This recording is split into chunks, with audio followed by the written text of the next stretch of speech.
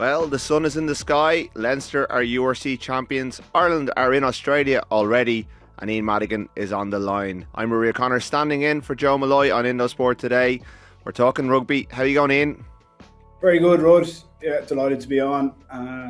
Certainly enjoying the good weather that we've had over the last while. It's been glorious. Yeah, absolutely. Well, we've lots to talk about today. Our rugby coverage is, of course, sponsored by Energia, who support Irish rugby across all levels at grassroots with the Energia AIL and as official energy partner to Leinster, Connacht and the Irish men's and women's teams. The Energia Rugby for All initiative supports inclusion and welcomes people of all abilities to participate in the game. To learn more about the rugby partnerships and exclusive home energy offers for rugby fans, visit energia.ie/rugby. Like Ian, we were just talking before we jumped on about how like rugby just never stops. Like there's always something that, we probably would have normally kicked this off about Leinster winning the URC, and we'll definitely talk about that in big detail, but even they couldn't rest on their laurels for long, because on Monday we got the bombshell news. I think it is a big bombshell. I mean, he's been there for that long, but that Leo Cullen, your former teammate, did you play under him for a year or two before you left? Yeah. I did. I had 1 season with Leo as coach. Former teammate, former coach, obviously a fellow Blackrock man, but he like a fellow with a lifelong association to Leinster, apart from that little stint in Leicester. Will be stepping away at the end of his contract at the end of next season. When you heard the news, Ian, what was your initial reaction? Were you surprised? And do you think it's the right decision? I was a little surprised, but I wasn't shocked. And part of that is just the length of time that he's been in the role, and how this season has gone, and just probably wanting to do it on his own terms as well. And I think with professional sport, like I'd kind of mixed emotions on it, because I felt like over the last probably 2 or 3 months, I've kind of been a de facto Leinster spokesperson at times, where I feel like I've had to come out and defend the club because there was a huge amount of criticism, and I was trying to view it from the club's lens, from my experience of being a player there. And I felt some of it was a little bit unfair. I thought some of it was perfectly within its rights. And that's professional sport. We've got to form our opinion and get it out there.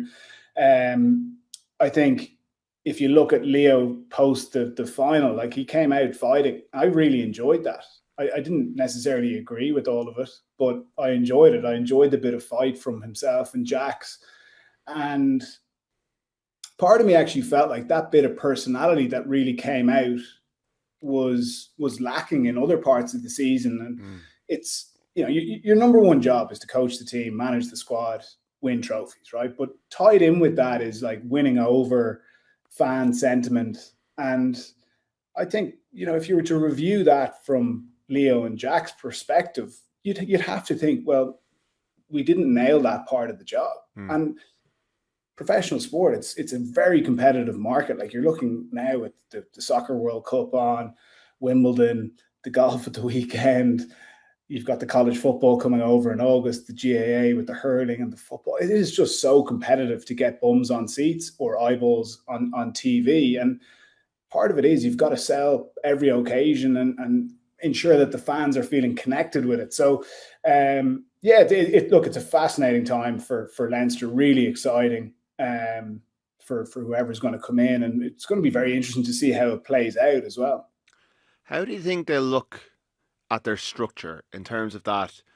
They have Guy Easterby there. He's effectively the GM. That's kind of what David Humphreys is kind of positioned in each of the provinces. I think he's the operations officer. I'm not sure of his exact title right now, but he'll be the GM. He does all the signings, contracts, all that sort of stuff in conjunction with the head coach.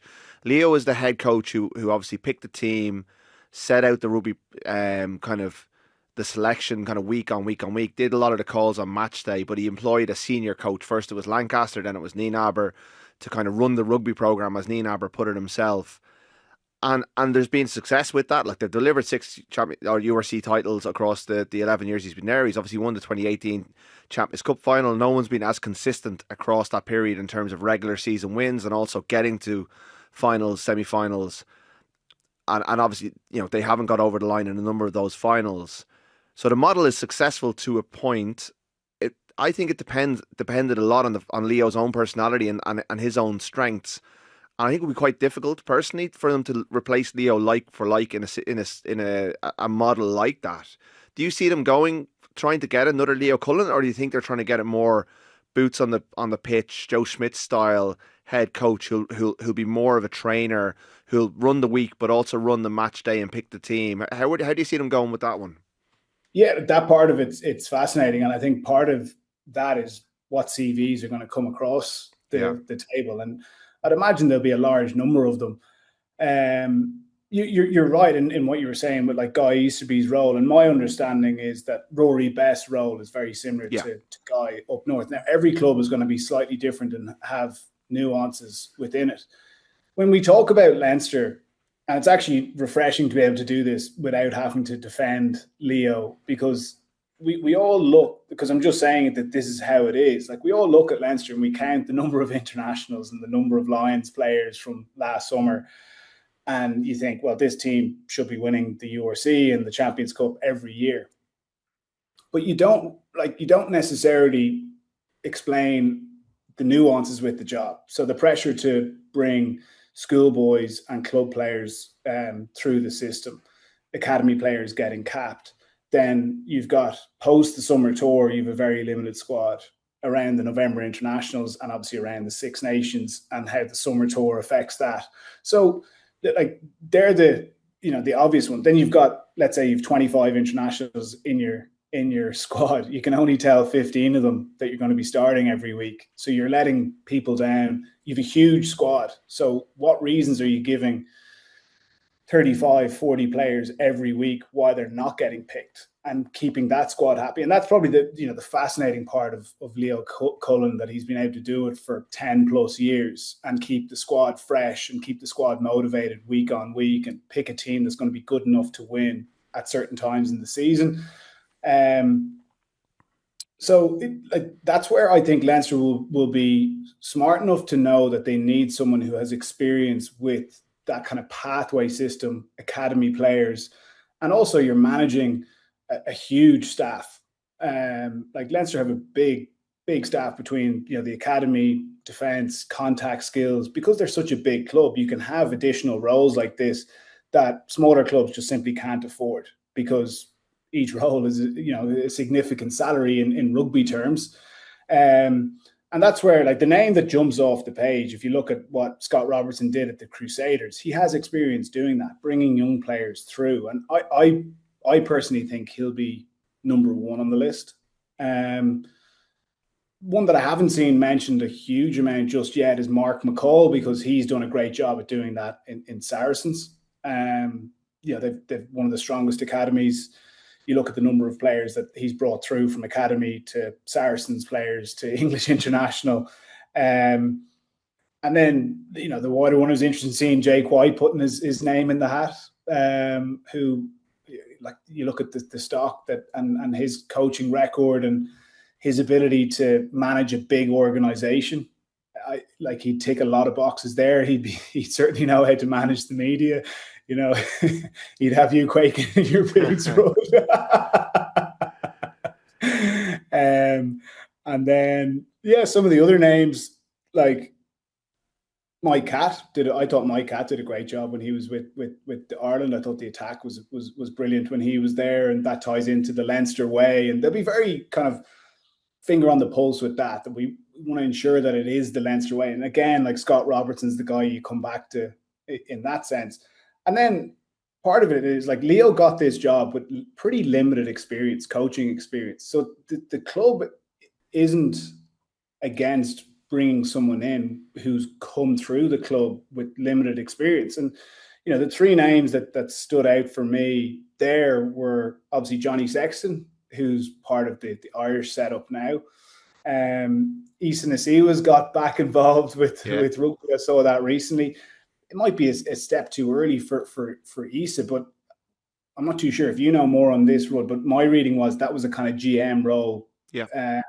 So he'll have a year under his belt doing that. Could look, everyone in Leinster loves Issa. Sean O'Brien is currently in there as a coach. Possibly a step too early for Shawnee. Could you have someone like Simon Easterby deciding to step out? Like, you've a lot of experience within that Irish squad, would he be pining to go back and be a head coach for a club like Leinster? So yeah, look, it really is. It's fascinating to the different names that are in the hat. Obviously, Rog was mentioned. I don't know what will come of that. He'd certainly have Leinster playing the Leinster way, the way he coaches. So Yeah.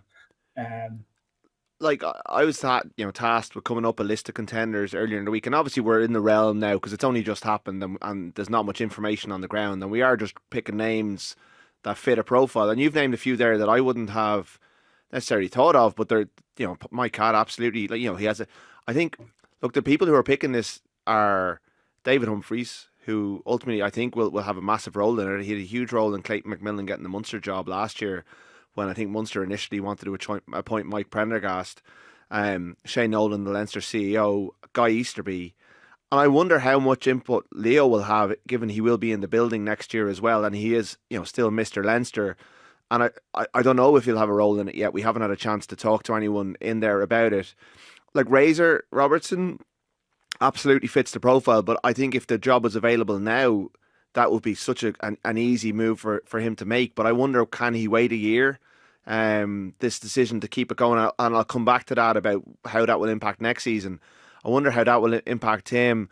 There is Noel McNamara obviously did a number on Leinster in Bilbao. He's an assistant coach at Bordeaux. Often assistant coaches have clauses that if a head coaching job comes up, there might be a way of getting out of that.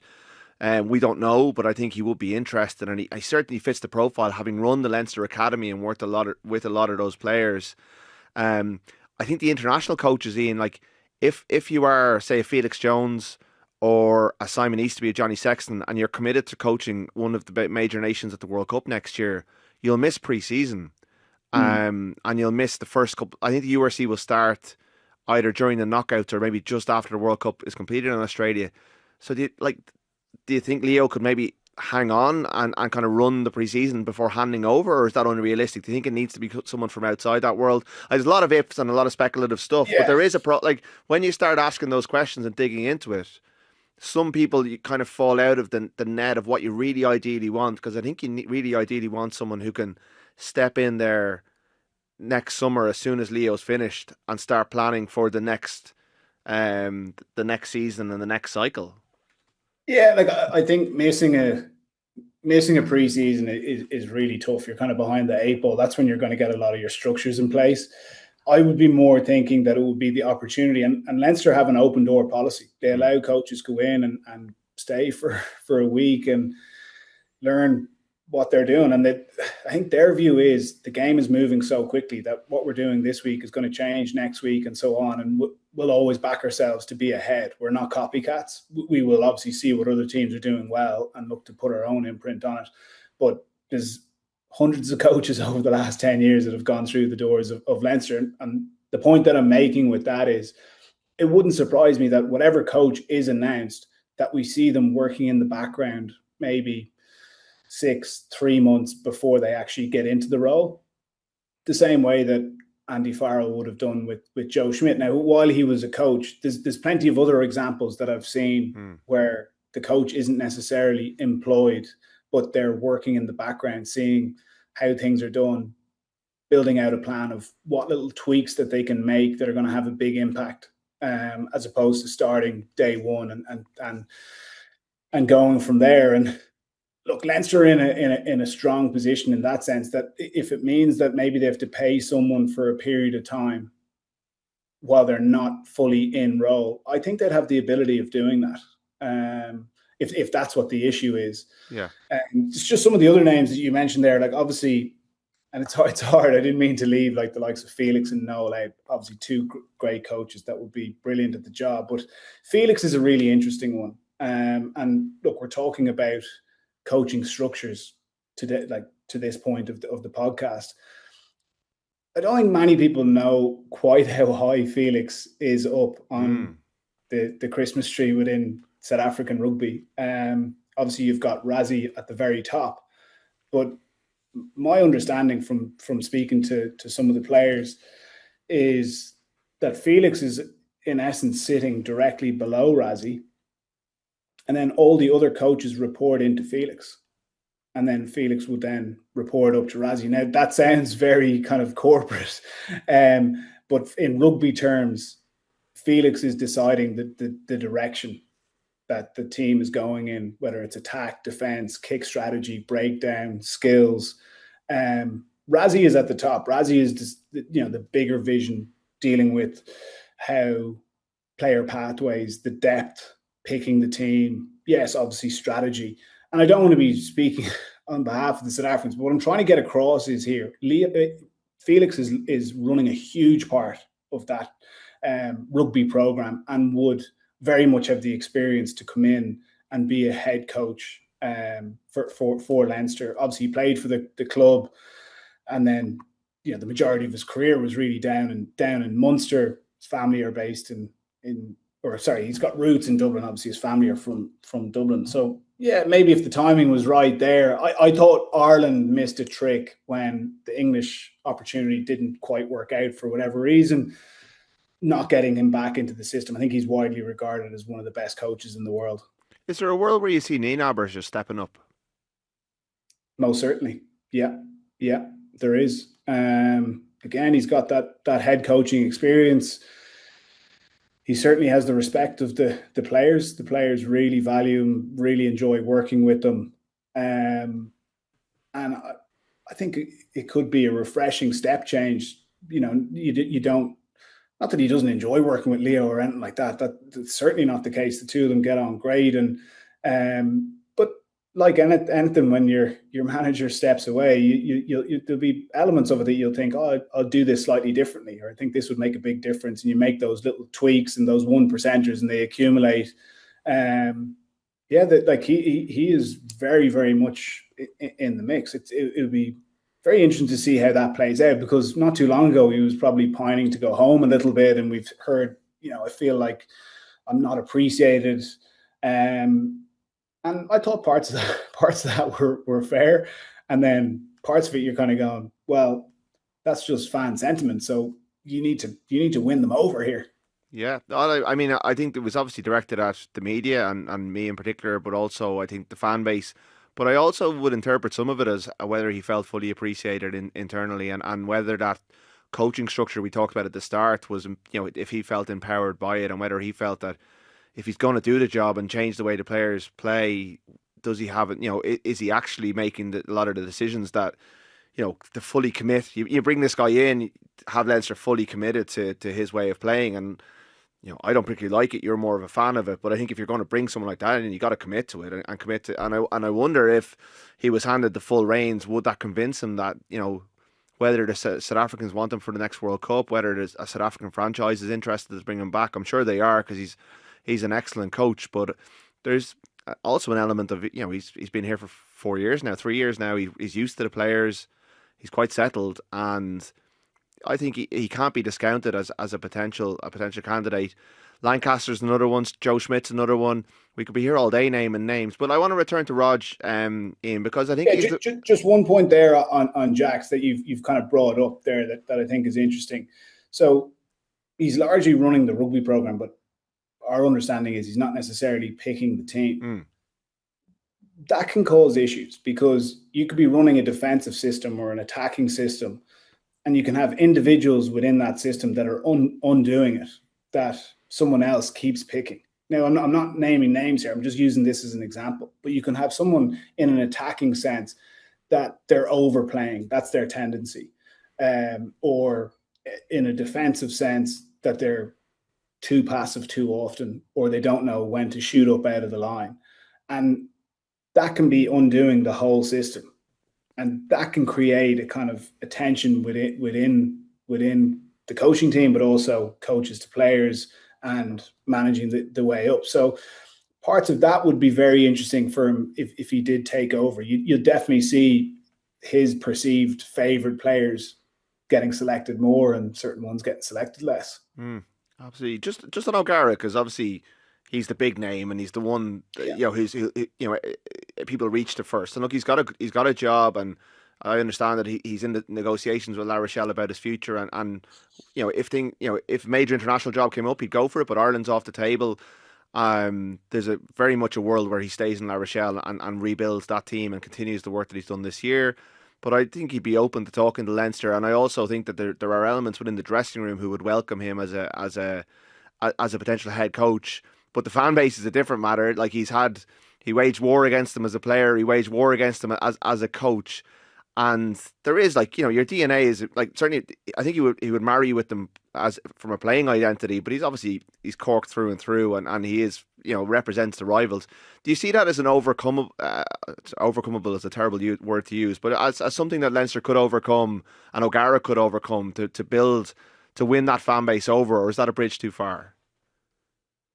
No, I think he certainly has the personality to win it over. That's like he's just from spending time with him or hearing how he speaks to the media or speaks to the players. It's just the kind of person you get behind. It's definitely something that the club as a whole could overcome, and I'm sure they'd fall in love with them the same way that the Crusaders did, and La Rochelle did, and Munster did, and Ireland as a country did. So no, it definitely is. Like there is a pure side of it that like I love that rivalry between Munster, Leinster, and obviously the other provinces. But the number one rivalry is still Munster, Leinster, and the dilution of players moving around. Look, it has affected that. It definitely has, and that tribal. You go back to like 06, 08, 2010, like that kind of period where like the rivalry was at its peak. Now, Munster beating Leinster in Croke Park, that's a great news story for that rivalry. Yeah. As painful as it was on the day, that was great. I'd say Munster supporters would have loved to have got him back as a coach, but where they are at as a club versus the an opportunity that Leinster would provide, where they're going to be at the top table every year with the squad that they have. It is an interesting one. Like, I think, would he go to another top 14 side? Probably not. I don't think so. And then other top coaching jobs, you're looking at the international ones. Now, look, there's going to be jobs opening up post the World Cup because it's impossible for every team to have a good World Cup. There's going to be significant coaching changes, regardless of contracts, because you don't know what's within those contracts with break clauses and whatnot as well. So, he might be patient there and see what comes up, or else he just, continue with La Rochelle. Like he the second half of this season was seriously impressive what he did. Like that run of games, winning home and away is so difficult. And you look at the first part of the season, the number of injuries that they had.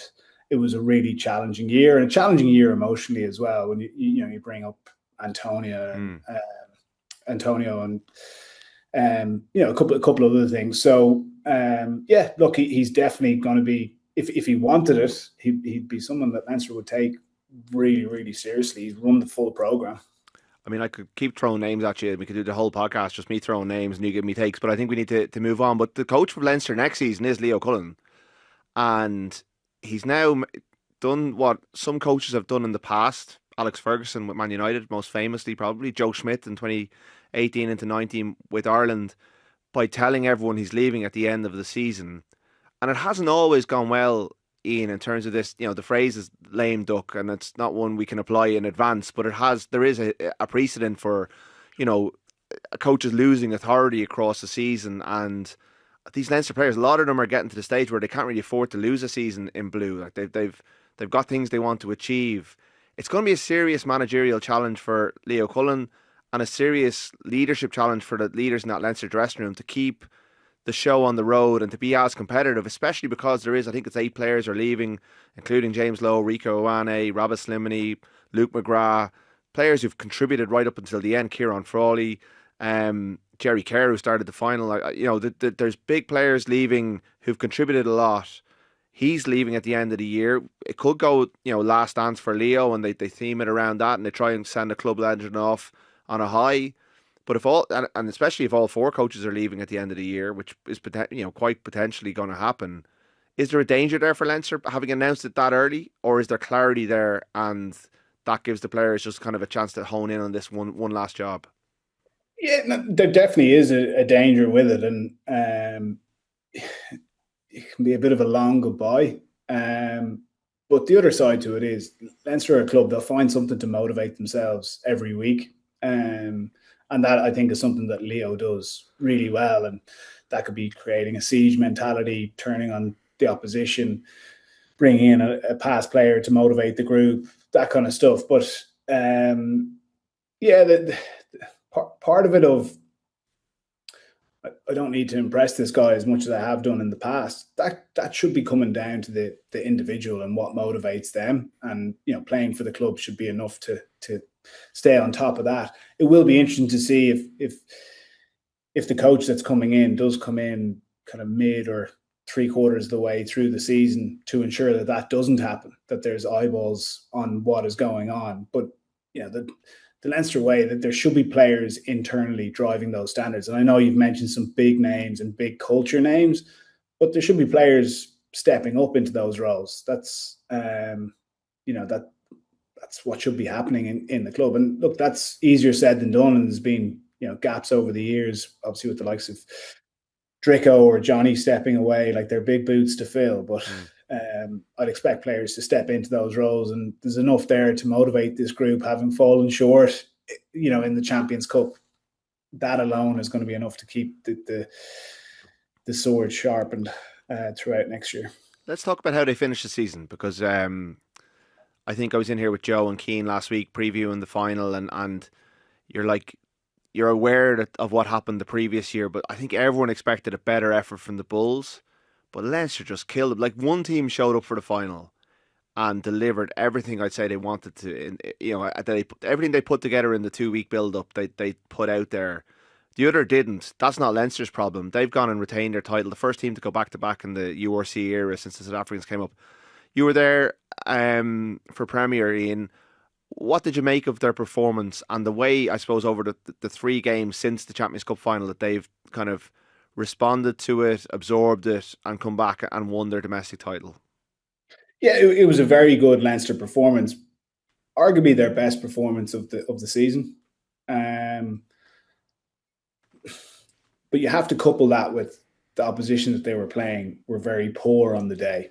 And that does affect the kind of the credibility of the performance. And that's both as a team, but also for the individuals that were playing within it. From a defensive standpoint, the Bulls were dreadful, like how narrow and predictable they were. And full credit to Leinster. They went into the game with a clear plan, expecting to come up against the same defence that the Bulls presented against Glasgow. And a lot of teams will change around what they're doing when you're playing against the likes of Leinster, because they'll think, we've got to do something different to beat them. And that's an area that I've actually been impressed with this Leinster team throughout this season, where they've been very adaptable in games where they've gone 20 minutes in, half time, 60 minutes in. This isn't working. We need to change. And they change quickly. And they've managed to find a way to get over the line. And there's the likes of Edinburgh, Leicester, even Bayonne, La Rochelle to an extent. They found a way, and there's a lot to be said for that. There's not much value in reviewing a game afterwards and saying we should have done this, we should have done that. The game's been lost at that point. But Leinster just completely picked off that Bulls defence, and then the Bulls attack, it didn't really throw a punch for pretty much the whole game. Now, they were attacking obviously with one less back for half of the first half. Pollard had one of the worst games I've ever seen him put together. And yeah, Leinster's defence was very good on the day. So look, excellent finish to the season. It's a funny one when you're going, was it a successful season or was it not? And you could say, like, you could ask this question for each of the provinces, and the answer is how you feel. So as an Ulster supporter now, was it a successful season or not? They're not in the Champions Cup next year, so you'd think not. But for how the year went and the feeling in the Affidea Stadium and seeing, I think is there 8 Ulster players in the squad now? They'll say that was a successful season, and they're right, because that's how they're feeling. Leinster have had 12 home knockout games in the last 2 years, right? They've obviously made the Champions Cup final, won the league. Was it a successful season? How are you feeling? Oh, it wasn't for me because I was so gutted in Bilbao. So, like, do Leinster have to win the double every year for it to be a successful season? I don't think they need to win the double because I don't think losing to Bordeaux was the problem. I think it was the nature of the defeat and the nature of the performance. I think if they'd lost a barn burner against Bordeaux and they come back and won the URC, that's pretty good. Look, it's an unbelievably tough yardstick that they're held to by everyone, myself included. Like they've half the Ireland squad. They've won their league and they've done it with a final. I mean, we do have to, like, they did have a fairly soft run through Europe to get to that final, and then they stepped up and weren't able to live at the pace. But I do think that it's not just that they lost to Bordeaux. It's the way they lost to Bordeaux is why people are disappointed. I certainly think the players were entitled to enjoy their weekend, and I think they did from what I've seen on social media. Even seeing them in the dressing room with a version of we're on the one road, or a Leinster kind of tailored. It looked like a great spirit within the group. I saw them all out wearing football jerseys over the weekend. I'm glad they're not kind of still stewing over Bilbao, because that's no way to live your life and to be part of a team. But I do think the fact that they were able to deliver in that final had should have some cathartic elements to it. Um, but you're right about the Bulls, like the 39,000 crowd made a lot of noise. I thought it was like, even though Croke Park didn't, I was at Croke Park twice last weekend, and it was 39 on Friday and 36 on Sunday, and they were both unbelievable atmospheres. It just proved you don't have to be to fill the place. And I thought the URC did a good job of filling the right areas for the TV and all that sort of stuff. It looked good, a little bit too much music for my tastes. In between the breaks and play, but it kept going, and the Leicester fans really rode in behind them as well, which I think was a positive for them. And it was a nice way for them to leave the season with a good memory, I think. Yeah, it was. And look, I think you've hit the nail on the head. And Luke Fitzgerald described it really well about the Champions Cup final. It's one thing putting out your best performance and losing to a last kick. Yeah. As a professional player, dealing with that is far easier than a non-performance. And look, Andrew Porter said it. That simply wasn't us. It wasn't like Leinster put out their best stuff and were significantly beaten by Bordeaux in the final. They felt from 1 to 23 that they significantly underperformed on the day. Obviously, we have that kind of 25, 30-minute spell in the first half where the game just completely gets away from them. That leaves a very different kind of feeling. And that's probably why, it has that kind of sensation of that wasn't a successful season. And you tie into that, look, the run that they had through to the final was favourable, but you make your own look in that competition. You win your 4 home group games, you should get a more favourable run in the draw. Obviously, they get the home fixtures, and Glasgow in both the Champions Cup and the URC did Leinster huge favours by allowing them to continue to play at home. The Scots, the gift that keep giving. Absolutely. Well, the draw for the Champions Cup next season has been made next week, so there's no rest on that front. It was James Lowe's final game for Leinster. It wasn't.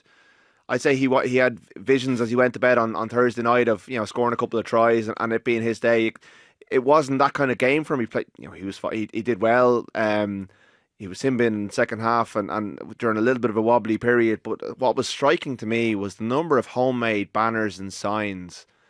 Like, people love this guy. It's such a shame that he's leaving Leinster, because I think when they're going back to the RDS and selling tickets for that next year, he's a person that people pay in to see. He's a personality. He's a big figure. He's still playing really good rugby right up until the end.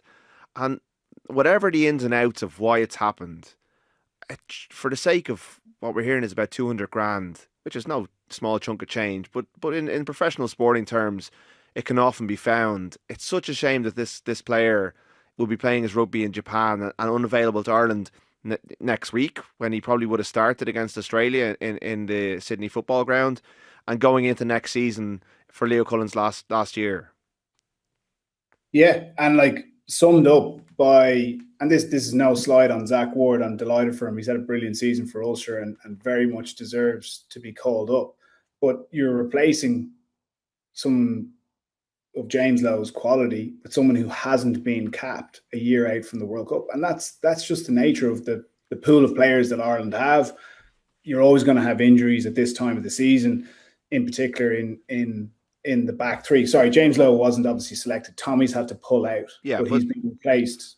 He's been replaced by someone who is uncapped, who's a winger. Right. And Lowe would be going if he had signed the new contract with Leinster, he would be in Australia now. Yeah. He's box office, even how he speaks in the media. Like, I'm sure you've got your pencil sharpened when he's about to speak, because it's off script at times, but that's great. And that also puts bums on seats. Big character, big person, like big body to have on the pitch. You throw into that, the hair, and like there's a theatrics to it, but that's great. People follow individuals, and you can see that in the UK, the likes of Pollock now. He's gone to a different planet. Now he backs it up week on week with the performances. England were probably ahead of the curve with trying to push individuals and allowing the supporters to follow individuals alongside what is obviously the ultimate team sport, following the team. And Leinster have lacked a bit with that. Like, I was probably critical of, and I'd love to see certain guys being elevated a bit more, but the final had that bit of buzz about it. Like, even Jerry Kerr getting when he the Jerry chants. I really enjoyed that. He's a bit of a cult hero. Someone like Joe McCarthy should be elevated now next season, where, like, big character. He's comfortable in front of the camera. He backs it up every week. He's talking about pounding the rock. That should become a thing. And it's, look, there is an onus on supporters to elevate these guys, but the club have got to get these guys out in front of the media a bit more and allow them to do more as individuals to drive bums on seats. I found it very interesting hearing Drico on Off the Ball about the calls that he was getting from businessmen, effectively offering a blank check. I got a call from a few businessmen as well. Now, it was all removal companies offering to help James Lowe move his stuff over to the other side of the world. But it's just a shame that a year out from the World Cup, they couldn't get it done. It just leaves a sour taste in a lot of supporters' mouths.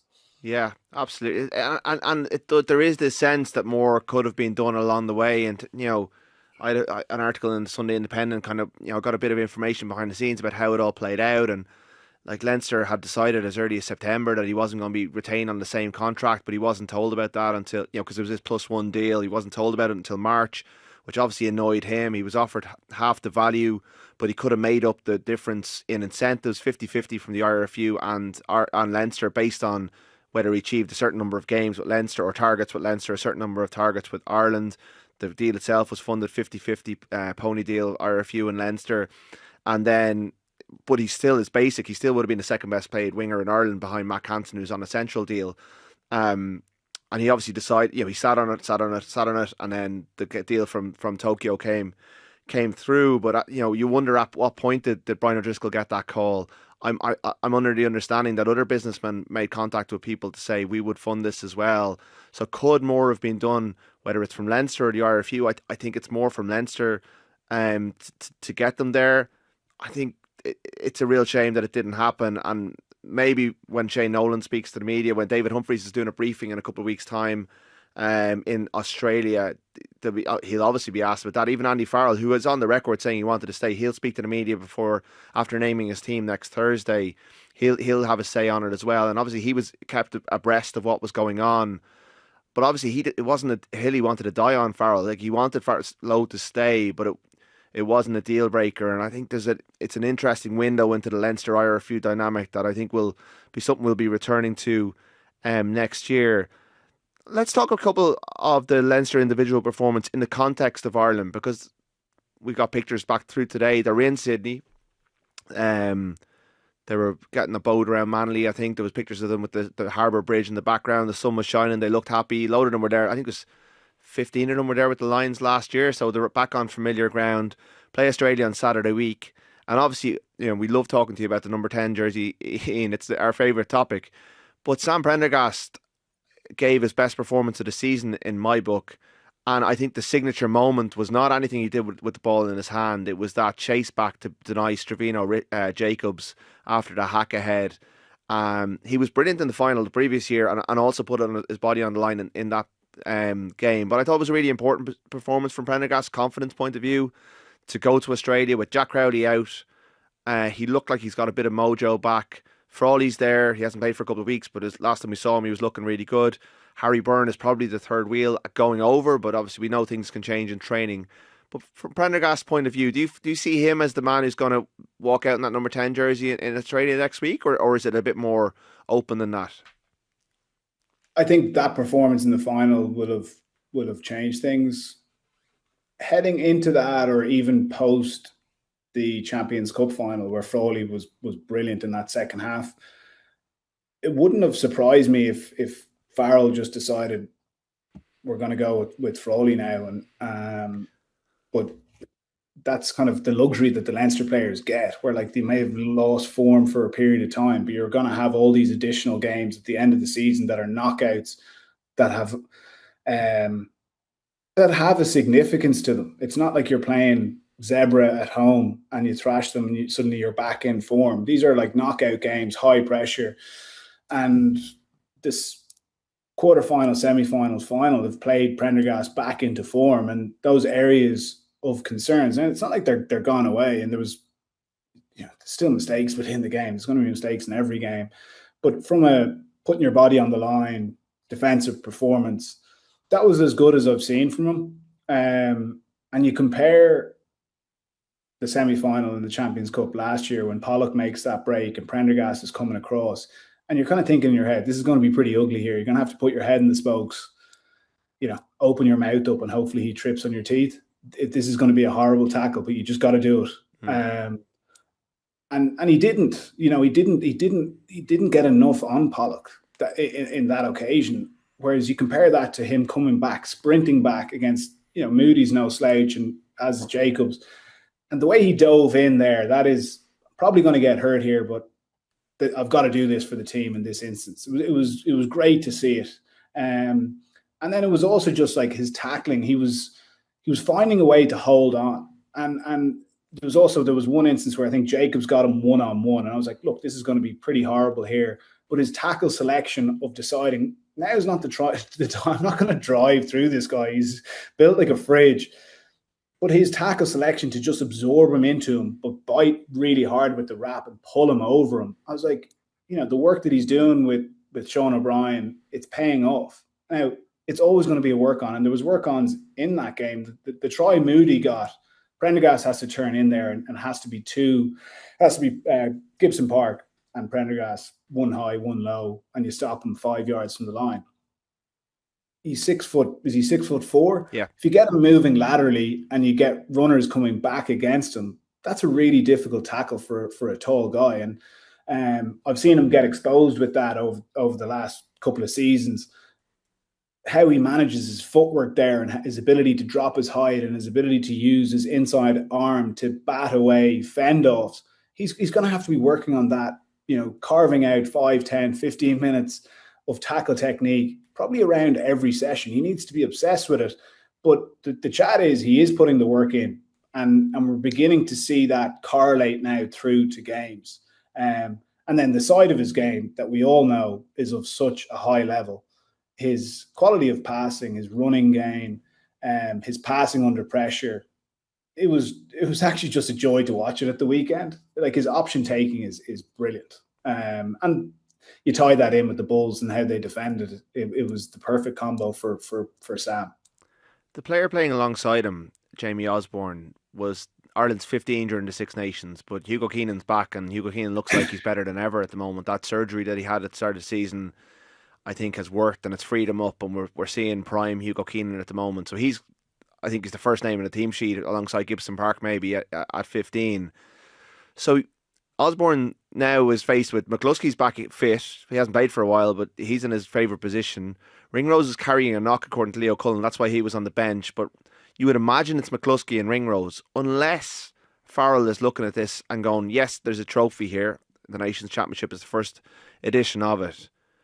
But Jamie Osborne, having brought him on the lines last year, is this the time where he gets to play a bit for Ireland in his favourite position? Has he done enough in a Leinster jersey?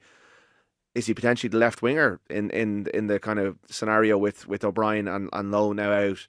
or do you see him as number 23? Where do you see him fitting in right now? Because he had a bit of a wobble in and around Champions Cup final, I think, but I think his form towards the end of the season has been really good. His age profile is obviously very positive in an aging area in the midfield. Where do you see Osborne fitting in?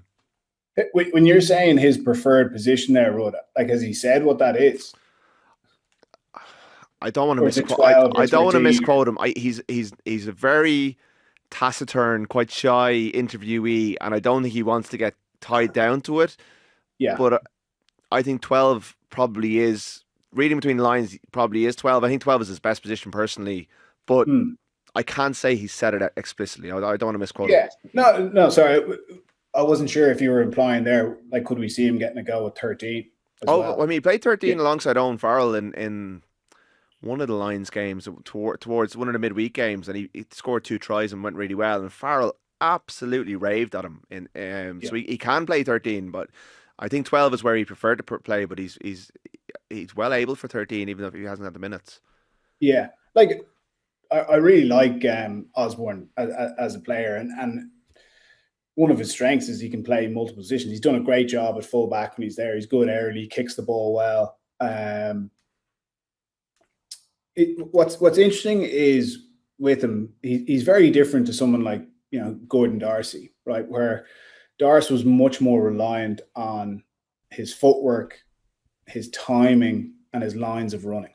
And it's very rare I saw Darcy get hit hard because he'd such subtle late movement. And you'd also see him slip through the line. It kind of didn't look like there was a whole lot of space there, but he was a very powerful guy and would find a soft shoulder, and then that soft shoulder suddenly turns into a line break.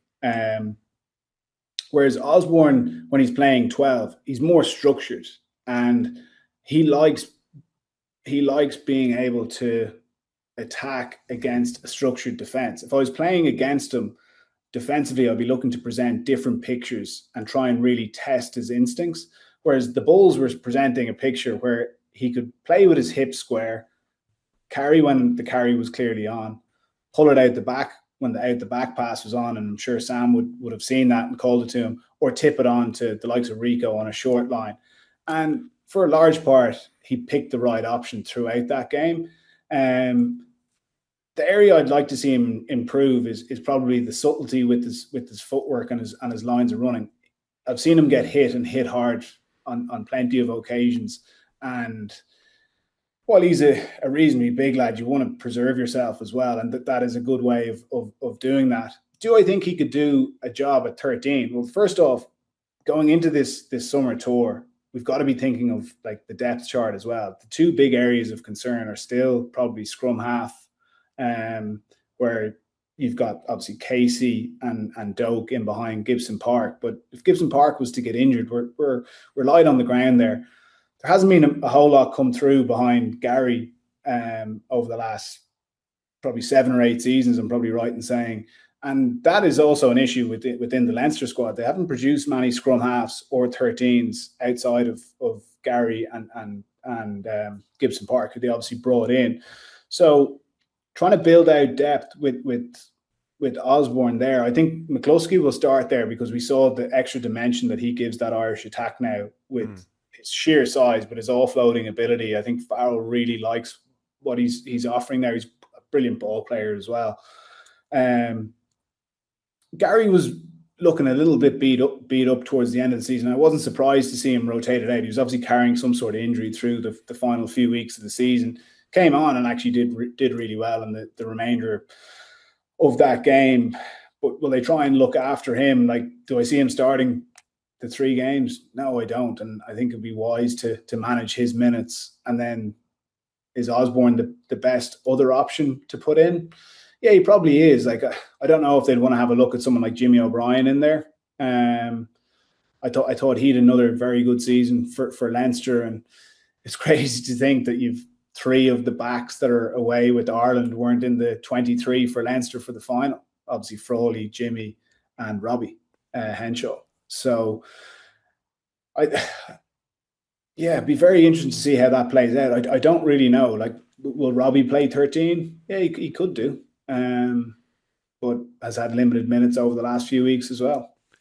Ireland are in Sydney, as I mentioned. They play Australia there, Japan up the road in Newcastle before going to Eden Park, which I think is Andy Farrell's North Star for this summer. But it's part of this Nations Championship. Italy and France are on a variation of the same schedule. England, Wales, and Scotland are going to play against South Africa, Fiji, and Argentina. And I think it has to be said that Ireland are on the right side of the draw because England are playing at Ellis Park on Saturday week.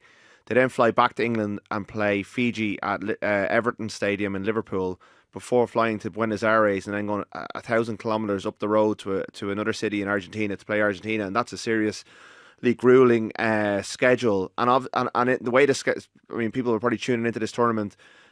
Ireland are basically trying to get as many points against the Southern Hemisphere teams to finish as high up the table as possible to go into a finals weekend against the highest ranked South African team. Have you gotten Southern Hemisphere team, which is probably going to be South Africa? Have you got Nations Championship fever? Ian, do you like this competition, and do you think Andy Farrell should be going for it, or is the World Cup and playing Billy Bowen, playing Jamie Osborne, finding out more about players, is that the priority? I think the priority is still going to be World Cup, Six Nations, Nation Series.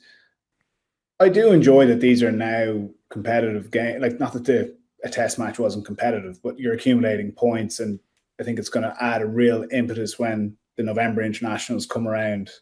I think we're also seeing the flaws within rugby. When you look at the top 14, the final still has to be played, the Premiership final and the URC final previously. It's just, you think back to all the Irish players playing on the Lions tour. It was a long time ago, and there's been a huge amount of rugby played.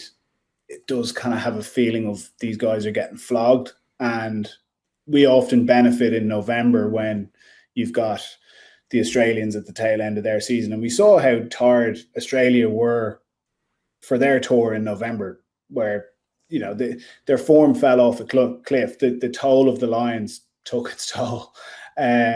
We'll see a very different Australia in the first game against Ireland, and they're kind of fresh off the Super Rugby season, and I like the look of their squad, and they'll be waiting in the long grass to kind of really get a jump start into a lead into their own World Cup.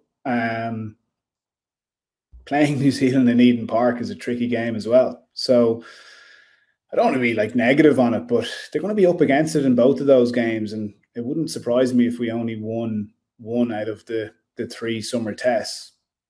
I find the Australia one very hard to call because their form lines are tricky, but New Zealand also have a real point to prove as well.